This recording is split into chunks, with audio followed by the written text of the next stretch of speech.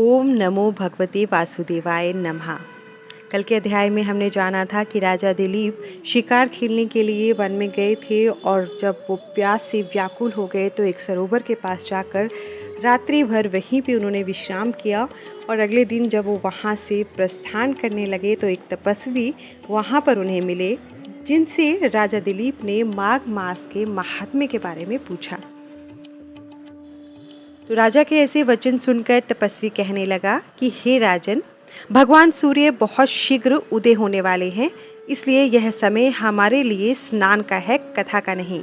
सो आप स्नान करके अपने घर को जाओ और अपने गुरु वशिष्ठ जी से इस महात्म्य को सुनो। इतना कहकर तपस्वी सरोवर में स्नान के लिए चले गए और राजा भी विधिपूर्वक सरोवर में स्नान करके अपने राज्य को लौटा और रानीवास में जाकर तपस्वी की सब कथा रानी को सुनाई। तब सूत जी कहने लगे कि महाराज, राजा ने अपने गुरु वशिष्ठ जी से क्या प्रश्न किया और उन्होंने क्या उत्तर दिया, सो कहिए।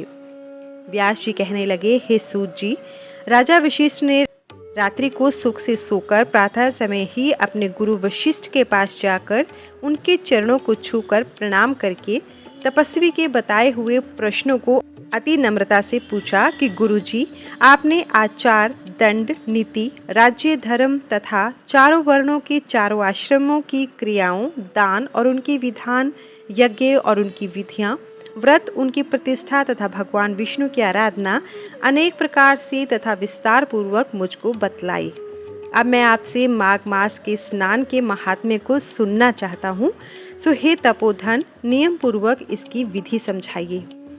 गुरु वशिष्ठ जी कहने लगे कि हे राजन, तुमने दोनों लोकों के कल्याणकारी, वनवासी और गृहस्थों के अंतःकरण को पवित्र करने वाली माघ मास के स्नान का बहुत सुंदर प्रश्न पूछा है। मकर राशि में सूर्य के आने पर माघ मास में स्नान का फल गो, भूमि, तिल, वस्त्र, स्वर्ण, अन्न, घोड़ा आदि दानों तथा चंद्रायन और ब्रह्माकूर्च व्रत आदि से भी अधिक होता है। वैशाख और कार्तिक में जप, तप, दान और यज्ञ बहुत फल देने वाले हैं, परंतु माघ मास में इनका फल बहुत ही अधिक होता है। माघ में स्नान करने वाला पुरुष राजा और मुक्ति के मार्ग को जानने वाला होता है। दिव्य दृष्टि वाले महात्माओं ने कहा है कि जो मनुष्य माघ मास में सकाम या भगवान के निमित्त नियम पूर्वक माघ मास में स्नान करता है, वह अनंत फल वाला होता है। उसको शरीर की शुद्धि, प्रीति, ऐश्वर्य तथा चारों प्रकार के फलों की प्राप्ति होती है। अदिति ने 12 वर्ष तक मकर संक्रांति में अन्न त्याग कर स्नान किया। इससे तीनों लोकों को उज्जवल करने वाले 12 पुत्र उत्पन्न हुए। माघ में स्नान करने से ही रोहिणी, सुभगा, अरुंधति दानशीलता हुई और इंद्राणी के समान रूपवती होकर प्रसिद्ध हुई। जो माघ मास में स्नान करते हैं तथा देवताओं के पूजन में तत्पर रहते हैं, उनको सुंदर स्थान, हाथी और घोड़ों की सवारी तथा दान को द्रव्य प्राप्त होता है। अतिथियों से उनका घर भरा रहता है और उनके घर में सदा वेद ध्वनि होती रहती है। वह मनुष्य धन्य है जो माघ मास में स्नान करते हैं, दान देते हैं और व्रत और नियमों का पालन करते हैं, और दूसरों के पुण्यों के क्षीण होने से मनुष्य स्वर्ग से वापस आ जाता है। परंतु जो मनुष्य माघ मास में स्नान करता है वह कभी स्वर्ग से वापस नहीं आता। इससे बढ़कर कोई नियम, तप, दान, पवित्र और पाप नाशक नहीं है। भृगु जी ने मणि पर्वत पर विद्याधरों को यह सुनाया था। तब राजा ने कहा कि ब्राह्मण, भृगु ऋषि ने कब मणि पर्वत पर विद्याधरों को उपदेश दिया था, सो बताइए। तब ऋषि जी कहने लगे कि राजन, एक समय 12 वर्ष तक वर्षा न होने के कारण सब प्रजा क्षीण होने के कारण संसार में बड़ी उद्विग्नता फैल गई। हिमाचल और विंध्याचल पर्वत के मध्य का देश निर्जन होने के कारण श्राद्ध, तप तथा स्वाध्याय सब कुछ छूट गया। सारे लोग विपत्तियों में फंसकर प्रजाहीन हो गए। सारा भूमंडल फल और अन्न से रहित हो गया।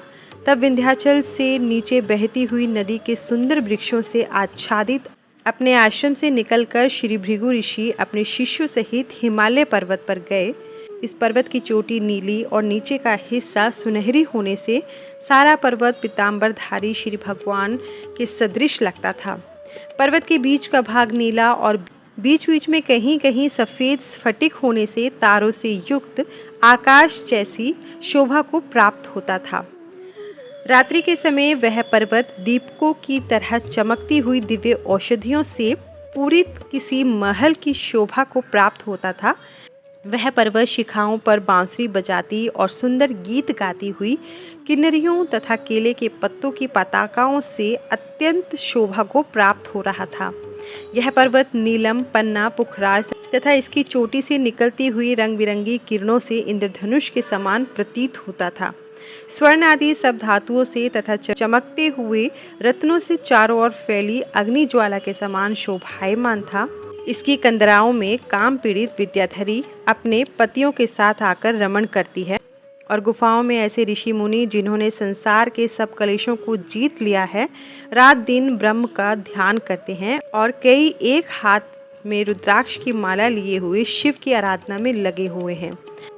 पर्वत के नीचे के भागों में जंगली हाथी अपने बच्चों के साथ खेल रहे हैं तथा कस्तूरी वाले रंग बिरंगे मृगों के झुंड इधर उधर भाग रहे हैं।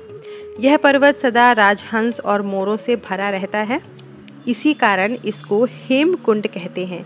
यहाँ पर सदैव ही देवता, गुहयक और अप्सरा निवास करते हैं। इस पर्वत की सुंदरता को जानकर राजा दिलीप ने क्या कहा, ये हम कल के अध्याय में जानेंगे। हर हर महादेव। धन्यवाद।